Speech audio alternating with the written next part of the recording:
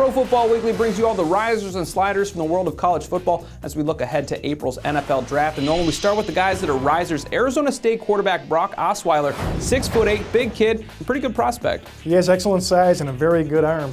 The question is whether he's advanced enough. He played in the pro-style offense, but he's still very young. Doesn't quite see the game, doesn't have great passing instincts, can't throw a touch. At this stage in his development, I'd say he's more of a second to third round pick, and he could look coming out early after Dennis Erickson was fired. And he also moves around pretty well. You think 6'8", he's not a big good athlete, but he can actually run it a little bit. Baylor running back Terrence Ganaway, also a guy moving up boards. Yeah, he's an inside runner. He projects as a solid #2 inside back in the NFL. Could get looks late in the 5th round, maybe even climb into the 4th, moving up after a very solid week against Texas Tech last week.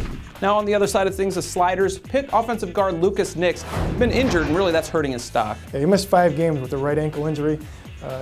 Plays a little bit too aggressively. You like his toughness, you like his tenaciousness, but he's just a little bit too out of control, too reckless on that field. I think he projects to a solid 3rd to 4th round pick. Another guy whose stock may have dropped from the Iron Bowl last week, Auburn offensive tackle Brandon Mosley, going up against essentially a pro defense against the Crimson Tide. Yeah, he really had a hard time with that front. Courtney Upshaw gave him a hard time.